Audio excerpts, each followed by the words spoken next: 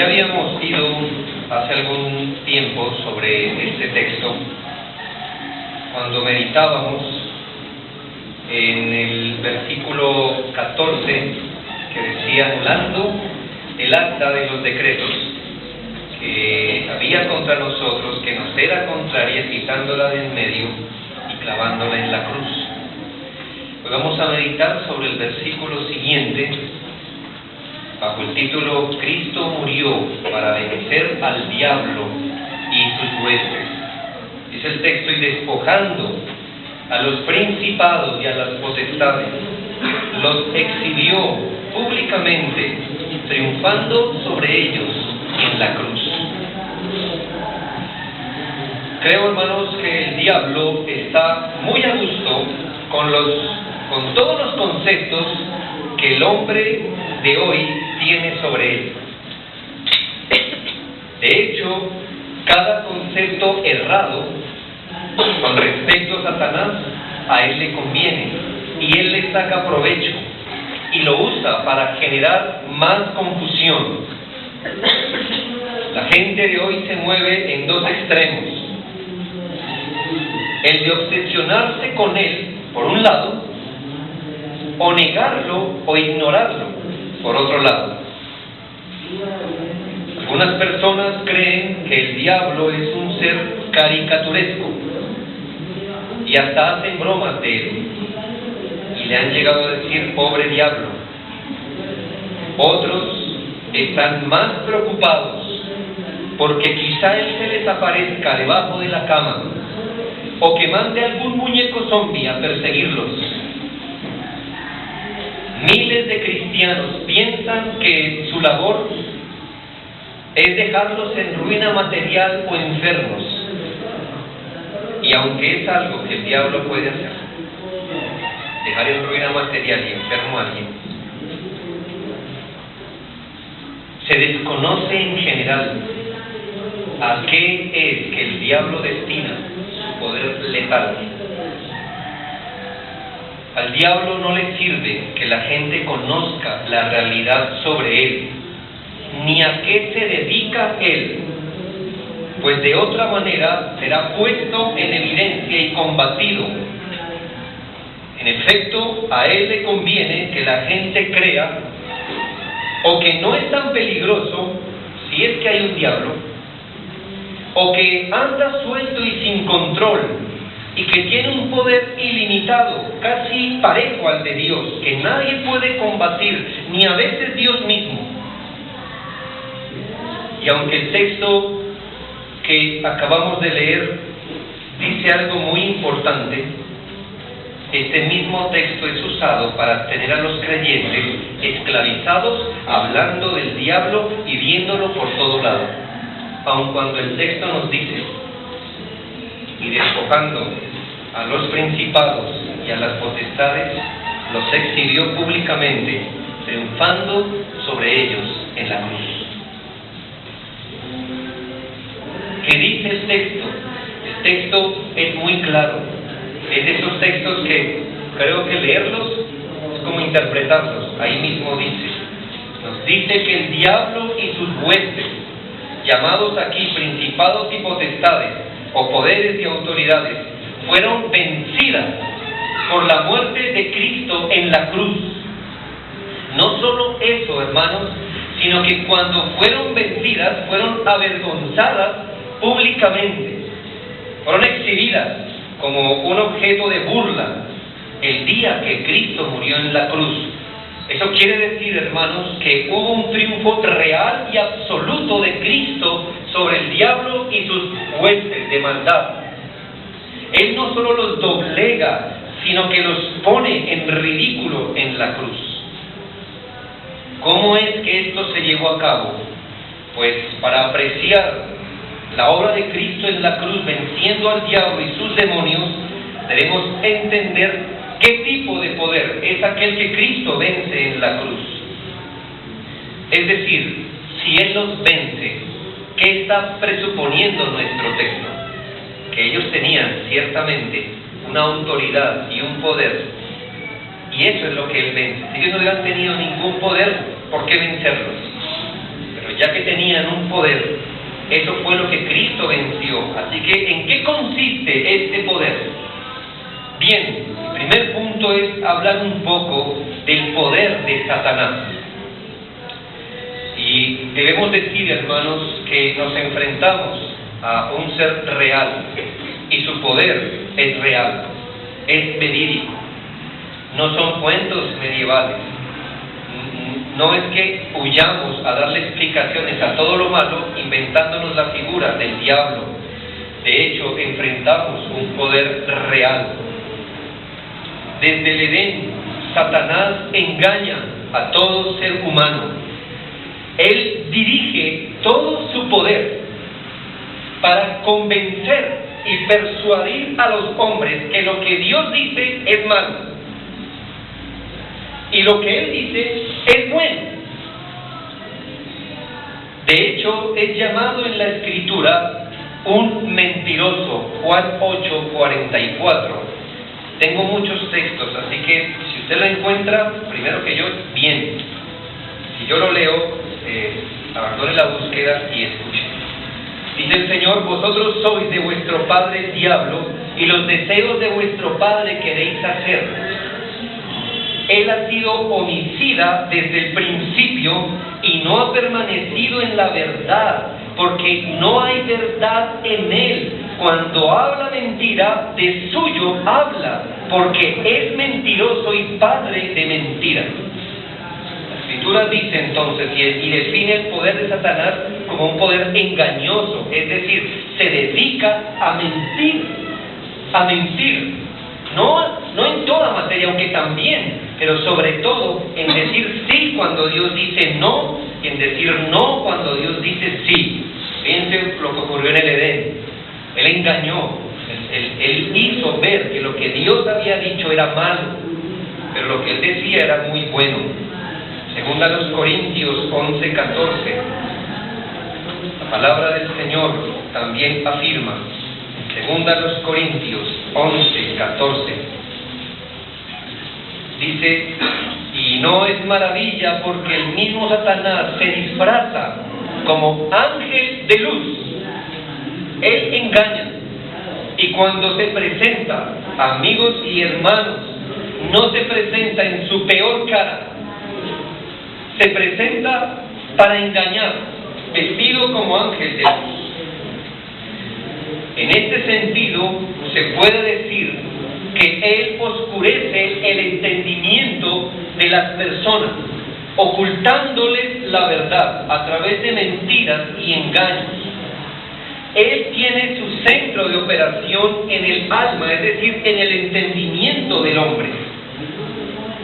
Este mundo está sometido a sus mentiras. Y es verdad que a menos que nosotros por la palabra de Dios miremos un asunto, nosotros estaremos pensando de ese asunto lo que Satanás quiere que pensemos, a menos que nosotros estemos fundados en la palabra de Dios. Si yo les preguntara, hermanos, ¿esto está bien o mal hecho? ¿Tal cosa es buena o mala? Hoy usted encuentra cristianos que dicen, la verdad no sé si eso que me dice es bueno o malo. ¿Por qué? Porque no están fundamentados en la Escritura. Y entonces están pensando lo que Satanás también piensa acerca de un asunto. Y por eso se llama su obra una obra de oscurecer el entendimiento. Sobre todo él oscurece el entendimiento de las personas hacia el Evangelio. Según a los Corintios 4:4 dice: en los cuales el Dios de este siglo, y Dios de este siglo es una manera de referirse a Satanás, cegó el entendimiento de los incrédulos para que no les resplandezca la luz del Evangelio de la gloria de Cristo, el cual es imagen de Dios. Imaginen el poder que tiene. Esto no es cualquier poder, hermanos y amigos. Si él se dedicara a esconderse detrás de la cortina y asustar a los niños pequeños, ¿Sabe qué? Pues sería fácil responder a esa artimaña. Quitamos las cortinas, ¿no? Y no tendría dónde esconderse. O dormimos con la luz prendida y ya. Pero ¿sabe? No se ocupa de eso. Él no está interesado en poseer edificios, castillos viejos, tarritos que se caen al piso, en hacerle sonar la madera de su casa. Él no está interesado en eso. Él está interesado en que usted no conozca la verdad de la Escritura. Y por eso se ha inventado cualquier cosa para mantenerlo usted lejos de la Biblia, lejos de la predicación del Evangelio. A eso se dedica, y se dedica con excelente efectividad. Excelente efectividad. Que nos hace tener 10 Biblias en casa y no leer ni una. A eso se dedica él. A eso se dedica él. Se dedica a ponerlo a usted embelesado 6, 7, 8 horas semanales delante de la televisión y a dormir cuando va a la Escritura a leerla. A eso se dedica. Y lo hace muy bien. Lo hace muy bien. El diablo deja a los hombres ignorantes del Evangelio, los separa de sus Biblias, de la oración de la iglesia y los esclaviza a sus propios deseos. Satanás ha visto desde el primer hombre hasta que acabó de nacer ahorita. Y él ya sabe con qué raza está tratando. De manera, hermanos, que sabe cómo destruir a un ser humano. ¿Y sabe qué él hace? Lo mirará, lo estudiará y sabrá cuáles son sus deseos a los que él más atiende, y entonces le servirá ese plato todos los días, cuando se levante hasta que se acueste. Lo tendrá a ese individuo pensando en sus propios deseos, en sus propias cosas, y eso lo hace con mucha efectividad que ni siquiera nos damos cuenta. Podemos vivir, estudiar, graduarnos, envejecer en nuestros propios proyectos y no nos damos cuenta que lo que hicimos fue vivir para nosotros mismos toda nuestra vida, y eso lo hace con mucha efectividad. Efesios capítulo 2, versículo 2, dice la Biblia: en los cuales anduvisteis en otro tiempo, es decir, muertos en delitos y pecados, siguiendo la corriente del mundo, conforme al príncipe de la potestad del aire. Lo que está diciendo este texto es que en Cristo las personas andan conforme al príncipe de la potestad del aire.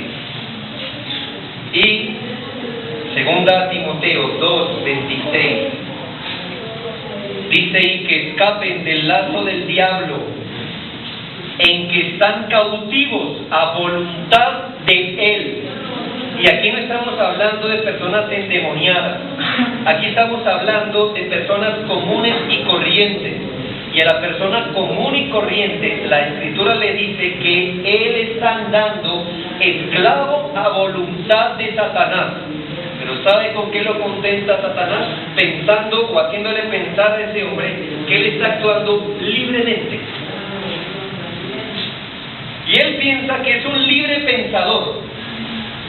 Y el diablo le aplaude y le dice: sí, estás pensando, de eso se trata, que tú pienses por ti mismo. Y lo que está haciendo es esclavizarlo por años a lo que él piensa, y lo hace con mucha efectividad. Muchos de sus hijos están siendo adoctrinados en la evolución, por ejemplo. ¿Y eso qué significa? Que Satanás estuvo, recién la creación fue hecha, y él sabe de dónde salió la creación, y ha puesto mentiras en eso. Y sabe, hoy hasta cristianos dicen: la verdad es que Génesis no hay que tomarlo literalmente. No, eso es una forma de interpretar cómo surgió el mundo. Siguen los deseos de Satanás. Los hombres tienen reputación de inteligentes, Y Satanás les aplaude su inteligencia. Dice, vamos, qué inteligente eres. Y ganan premios Nobel. ¿Entiendes? Mire el poder engañoso de Satanás. Engaña a las naciones. Además de eso, ataca con tentaciones engañosas a los hombres, usando de sus propios pecados para tentarlos y hacerlos caer. Efesios capítulo 6, versículo 11, obviamente aquí hablando de los creyentes, pero nos ayuda a entender. Dice, vestidos de toda la armadura de Dios para que podáis estar firmes contra las acechanzas del diablo. Es decir, el diablo siempre está maquinando un plan contra alguien, siempre está maquinando un plan acorde a usted mismo. Él sabe qué talla es usted, él sabe qué medida es la suya, le ha visto, le ha observado. Yo les recomiendo un sermón leído, ¿sabe? Es el sermón de Spurgeon llamado Satanás considerando a los santos. Se lo recomiendo, si lo puede leer. Yo lo traje aquí, el que me lo pida, yo se lo entrego, está en la fotocopia. Muy interesante, usted quiere entender esto, pero ¿cuál es el punto? Que Satanás sabe cuál es su medida. Él sabe dónde le toca a usted para que usted y yo explotemos o nos demos a este pecado o al otro. Y aunque Él no puede hacernos pecar, Él no puede hacer pecar a nadie, si pone la carnada adecuada para cada uno. Él no solo engaña al ser humano, engañó desde el Edén, sino que le prometió algo diferente a lo que el hombre hoy experimenta. Cuando Dios dijo, ciertamente morirás, ¿qué dijo Él? Vivirás y serás sabio. Cuando el ser humano peca, y entienda lo que voy a decir, Él le promete al hombre algo distinto a lo que Dios dijo. Dios dijo morirás, dijo no, vivirás. Ahora, cuando Él tienta al hombre, y el hombre en el Edén cae en pecado, y recibe la sentencia de Dios, que es la muerte, ahora toma la misma muerte y la usa para atemorizar a los seres humanos. Eso es ser un astuto, ¿no cree? Es decir, el hombre podía tomar la vida o tener la muerte. Lo tienta para que tome la muerte. Cuando el hombre tiene la muerte, ahora toma la muerte y con ella esclaviza al ser humano. Él no pierde el tiempo. Es terriblemente astuto. Satanás oprime al ser humano en sus pecados. ¿Sabe qué hace? Coge sus pecados y lo esclaviza. Esclaviza al ser humano. Y cuando por ahí hay un ser humano que empieza a pensar en sus pecados y en el día final de su muerte, toma la misma muerte y con esa lo esclaviza. Con el temor a la muerte lo esclaviza. Así que ya sea pecando, lo esclaviza, y si ese hombre empieza a pensar en sus pecados, también toma el temor a la muerte y también lo esclaviza. Eso no lo digo yo, hermanos, Hebreos 2.14 lo dice. Hebreos 2.14 dice, así que, por cuanto los hijos participaron de carne y sangre, Cristo también participó de lo mismo para destruir por medio de la muerte al que tenía el imperio de la muerte, esto es, al diablo, y librar a todos los que por el temor de la muerte estaban durante toda la vida sujetos a servidumbre. Es verdad, hermanos. En el caso de los creyentes, Satanás sabe que hay un cerco a su alrededor. Y ya que él tampoco sabe quiénes son los elegidos, y solo se guía por lo que se evidencia, a todo aquel que se confiese creyente y empiece a vivir como tal, sabe que no lo puede eliminar, pero se esforzará por amargar todo su peregrinaje. Los observará, verá sus debilidades, se acercará, los seducirá hasta que pequen. los intentará esclavizar para que cuando sus manos estén manchadas por el pecado al que Él los indujo, tome ese mismo pecado y se lo presente a Dios para acusarlos. Es un tremendo acusador y Él acusa con lo mismo que nos estimuló a pecar. Apocalipsis 12:10 se refiere a Él. Apocalipsis 12:10. Entonces oí una gran voz en el cielo que decía: ahora ha venido la salvación, el poder y el reino de nuestro Dios y la autoridad de su Cristo, porque ha sido lanzado fuera el acusador de nuestros hermanos, el que los acusaba delante de nuestro Dios día y noche. A eso se dedica hoy. ¿Sabe? Él no descansa. Mañana es festivo. Mañana estará muy activo con usted y conmigo. Va a estar allí promoviendo cualquier cosa, lo que sea necesario para que peque. Y cuando peque, la acusación llegará delante de Dios de día y de noche. Eso lo hace. Y eso lo hace todos los días, con usted, conmigo. Eso lo hace. No nos enfrentamos a cualquier poder. ¿Cómo Cristo vence a Satanás? Cuando Dios trató con el pecado de su pueblo, cargando a Cristo con el pecado de ellos, cuando nuestro Señor Jesucristo asumió la culpa de nuestros pecados, y cuando Él asumió la maldición que nosotros merecíamos, Él deja sin base legal a Satanás para acusarnos. Es decir, ¿con qué elementos Satanás nos acusa delante de Dios? ¿Con qué elementos? Pues con los pecados. Pero si los pecados le fueron cargados a Cristo, entonces ya no hay una base para acusar a los hijos de Dios, a quienes han venido a Él en arrepentimiento y fe y han confesado sus pecados a Él.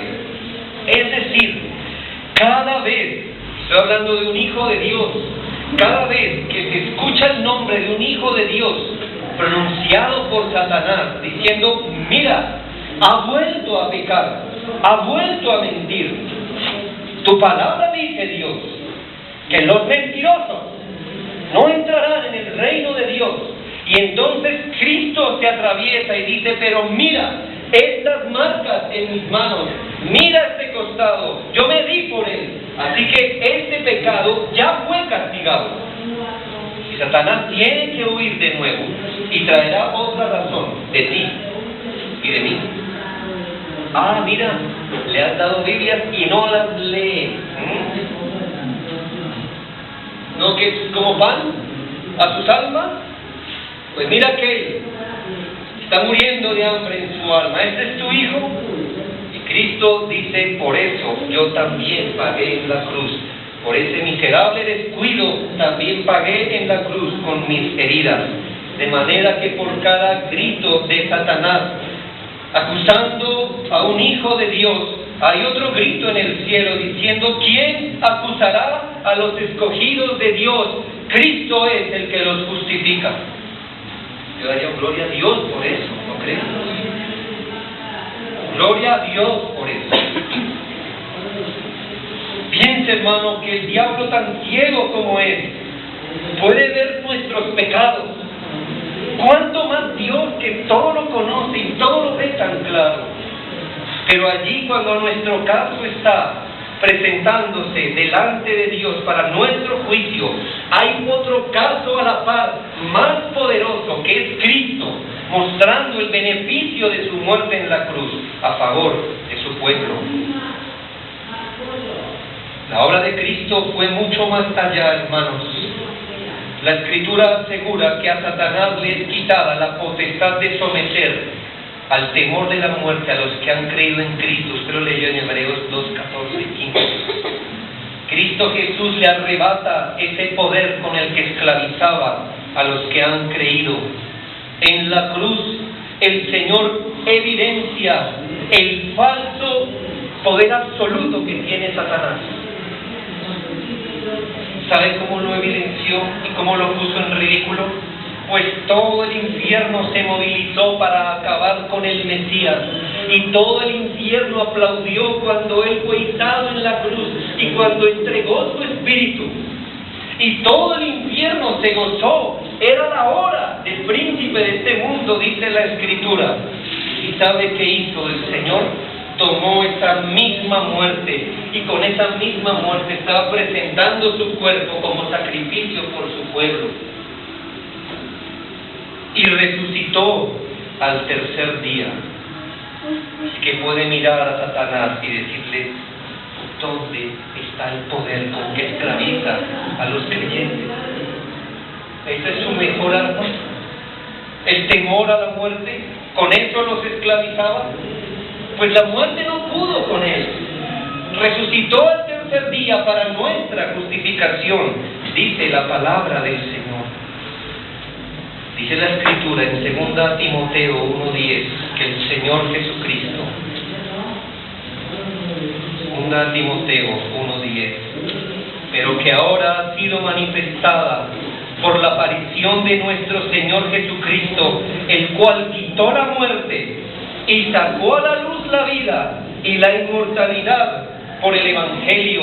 Seguramente, hermanos, cuando Satanás pueda acusarnos y decir: no temes por tus pecados, nosotros podemos decir: Cristo los llevó en la cruz, pero morirá, sí, pero resucitaré con Él. La muerte no tiene potestad sobre nosotros definitivamente. Un día moriremos, pero resucitaremos en gloria. Uno de los propósitos de su primera venida, según el mismo Señor Jesucristo, en 1 de Juan 3:18, usted se lo sabe de memoria. Hijitos míos, 1 de Juan 2. Estoy pensando en el texto 3:8. El que practica el pecado, 1 de Juan 3:8, el que practica el pecado es del diablo, porque el diablo peca desde el principio. Para esto apareció el Hijo de Dios, para deshacer las obras del diablo. Cristo vence a Satanás exactamente bendiciendo a su pueblo en la cruz. ¿Entiende que es ese ridículo en la que lo puso? Toma la misma espada con la que Satanás pretendió herir a Cristo, y con esa misma espada estaba liberando al pueblo de Dios. Ya vimos el poder de Satanás. Segundo, cómo Cristo vence a Satanás. Aquí va el punto, hermanos, que nos señala Colosenses. ¿Con qué Cristo vence a Satanás? ¿Qué se necesitaría, hermanos, para vencer un poder como ese? Si hemos interpretado bien las Escrituras, significa que entre los demonios hay una gran jerarquía, y esa jerarquía arriba está comandada por Satanás. Así que, si los espíritus malos tienen gran poder, ¿cuánto más el que está en la cima de ese poder? Mi punto es: ¿qué se necesitaría para derrocar ese gobierno? Si los 1000 ejércitos de este mundo no pudieran hacerlo, ni toda la humanidad reunida pudiera hacerle frente a Satanás. Tenga pendiente esto. Solo quiero ambientar mi respuesta. Hay una descripción, no la busque, se la narro, en Apocalipsis 12, una descripción inusual de lo que pasó en el pesebre. Es una visión espiritual. Mientras todos estaban viendo el pesebre, María, José, los pastores, los Reyes Magos, todas esas cosas que pasaron en los días del nacimiento de Cristo, mientras todo estaba eso pasando, detrás de la cortina estaba pasando algo espiritual. Y dice la Escritura que la mujer dio a luz a un hijo y el dragón abrió su boca para tragarlo. Él no estaba jugando con Cristo, abrió su boca para tragarlo. Y este niño fue sacado a otro lugar. Ya usted entiende. El Señor le avisó por sueños a José: José, va a Egipto, y allí el niño crece. La lucha había empezado desde ese momento. Antes de comenzar su ministerio terrenal, el Espíritu Santo llevó a Cristo al desierto para ser tentado, y lo tentó por 3 ocasiones, y dice la Biblia que Satanás se apartó de él por un tiempo. No definitivamente, por un tiempo, mientras ingeniaba otras cosas seguramente. A lo largo de 3 años se enfrentaron, usted es testigo en la Escritura, cómo se enfrentaron, llamémosle pequeñas batallas que tenían ellos. Aparecía un demonio, el Señor lo sometía aún, es decir, nunca usó nada más sino la palabra que sale de su boca, y eso solo demostró que Cristo y Satanás no pelean entre iguales. Cristo y Satanás pelean como pelea un gran hombre con un rebelde. Hablando de sí mismo, Cristo dijo que Él venía a atar al hombre fuerte y echarlo. Él estaba hablando de Él mismo y de Satanás. Y no está hablando de los cristianos, está hablando de Él mismo. Antes de ir a la cruz, nuestro Señor dice unas palabras que son muy importantes. Juan 12, 31 y 32. Juan 12, 31 y 32. Dice la palabra del Señor: ahora es el juicio de este mundo. Ahora el príncipe de este mundo será echado fuera. Y yo, si fuere levantado de la tierra, a todos atraeré a mí mismo. Y aquí, hermano, todo lo que habían sido pequeñas batallas llegan a la batalla final. ¿Y cuál es, hermano? Aquí el Señor Jesucristo estaba hablando de su muerte en la cruz. Había llegado el día, y llegó el día, y en el mismo acto, cuando estaba tomando Cristo el acta de nuestros decretos sobre sí mismo y asumiéndola, simultáneamente estaba destruyendo a Satanás, lo estaba derrotando.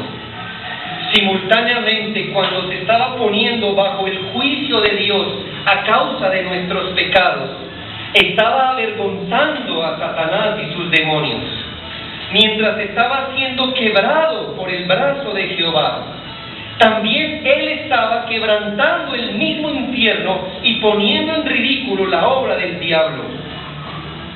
Al mismo tiempo que Él estaba satisfaciendo las demandas de la justicia divina, estaba echando fuera al demonio y sus huestes de la vida de sus hijos. Es decir, hermanos, cuando Él se estaba sometiendo al Padre, con esa misma herramienta estaba destruyendo los poderes del infierno para todo aquel que en Él cree. ¿Qué papel tendría Satanás acusando a personas de pecados que ya habían sido castigados en Cristo? Pero más aún humillante es esto, hermanos. Cristo toma la misma herramienta con la que Satanás producía temor, y con ella ahora le produce temor a Satanás. ¿Qué herramienta usaba para producir temor a la gente? Temor a la gente. Y ahora toma esta herramienta para salvar a su pueblo, y con esa misma arma ahora le infunde temor a Satanás. Cuando nuestro bello Salvador se doblegaba ante la ira de Dios, dejaba a su pueblo sin razones con las que Satanás pudiera volverlos a esclavizar.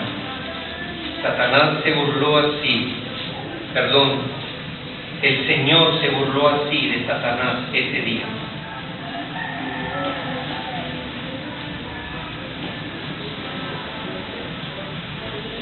El creyente no podrá pasar su vida estancado por el diablo, sino creciendo. No pasará su vida cayendo en tentación, sino cada vez venciéndola más y más. No perecerá por la ignorancia de la voluntad de Dios. El creyente vivirá para renunciar a la impiedad y vivir para Dios, porque Cristo venció el poder de Satanás, que lo podría mantener esclavizado. Esto me lleva a concluir de dos maneras. La primera es hablar a nuestros amigos que no han creído en Cristo, que no son hijos de Dios, los que no han venido a Cristo para su salvación, los que aún no han confesado sus pecados y se han entregado al señorío de Cristo. Yo no quiero dirigir estas palabras para perturbarle, no es mi interés que no pueda dormir, no es eso. Pero sí deseo que hoy que está expuesto la luz del Evangelio sepa cuál es su condición, o no la sabrá por otros medios. Según las Escrituras, usted es esclavo de Satanás, y Satanás lo tiene tan esclavizado que usted no se da cuenta. Usted piensa que las cosas con Dios están bien y usted es esclavo de Satanás. Usted no se da cuenta y no se podrá dar cuenta nunca, no abrirá los ojos a esta realidad. Esas cosas de las que hace gala, sus vicios, sus inmoralidades, sus mentiras, sus fornicaciones, sus adulterios, lo que sea que haga, sus trampas, sus mentiras, con aquello que saca pecho delante de sus amigos, o aquello que le produce vergüenza, es solo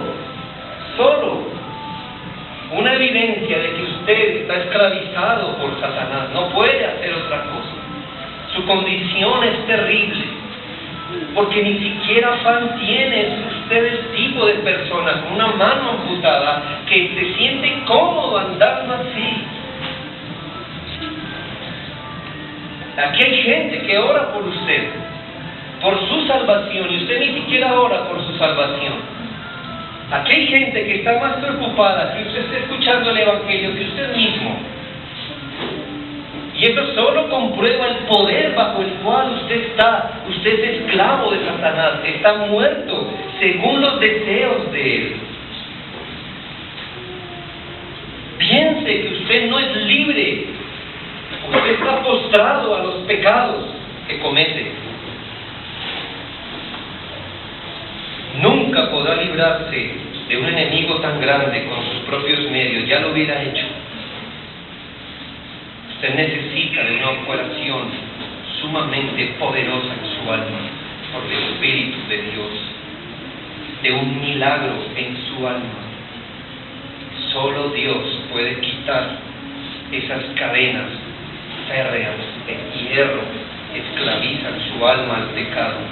Él tiene que correr el velo para que la luz del Evangelio resplandezca en su vida y usted no muera en sus pecados y no se condene eternamente. Tu única esperanza es creer en el único que ha vencido al diablo y sus demonios, al único, Cristo. Su única esperanza es despojarse de lo que usted cree que es su capacidad para vivir y venir a Cristo en arrepentimiento y fe. Ríndase a Cristo, Él es mejor amo que el amo bajo el cual está hoy. Le hablo a usted, querido cristiano. Nosotros hemos sido libres por la cruz de Cristo. Y eso indica que ningún cristiano debería por qué estar llevando sus cadenas aún sobre su cuello. Cadenas de culpas, de pecados, de oscuridad, Satanás está muy interesado en que los que están esclavizados piensen que están libres, y los libres vivan como si estuvieran esclavizados a sus pecados. Debe creer que en la cruz Él rompió el poder de Satanás sobre su vida. Satanás podrá burlarse de sus debilidades. Satanás puede enumerar sus debilidades, pero hay algo que Satanás no puede ver, y es cuánta gracia el Espíritu de Dios está derramando sobre su alma en cada prueba, en cada tentación. En el libro El progreso del peregrino hay una ilustración muy linda. Hay un muro y Cristiano es llevado a ver esta escena, y a un lado del muro está un hombre poniéndole leña a un fuego, y este fuego se enciende por un momento, pero el fuego se apaga y este hombre se esfuerza por prender ese fuego, y Cristiano pregunta: ¿y esto qué es? Y dice: este es Satanás en un corazón, avivando el fuego de los pecados. Pero venga, mira al otro lado del muro, hay un hombre echando agua. Cada vez que ese pone leña, este echa agua, y este pone leña y este echa agua. ¿Y este quién es? Este es el Espíritu Santo, que no deja que la obra de Satanás prospere en nuestras vidas, hermanos. Esa es nuestra realidad. Martín Lutero dijo una vez: cuando Satanás te recuerde tus pecados, recuérdale a él lo que le pasó en la cruz y vénselo. Satanás es un poderoso engañador, gana ventaja con los creyentes dormidos. No duermas, querido creyente, no te amoldes a su mundo, a sus filosofías. Despierta, hermano, Cristo te hizo libre. Quiero dejarte con un texto. La palabra del Señor es clara en 1 de Juan 5:18. Y aquí no está hablando de tentaciones y pruebas. El creyente va a ser tentado y probado, y nunca va a dejar de experimentar los dardos de Satán sobre su alma. No va a dejar. Pero mira esto que dice la Escritura en 1 de Juan 5:18. Sabemos que todo aquel que ha nacido de Dios, que es regenerado, no practica el pecado, pues aquel que fue engendrado por Dios le guarda, y el maligno que no le toca. Quiere decir que el maligno no lance sus dardos.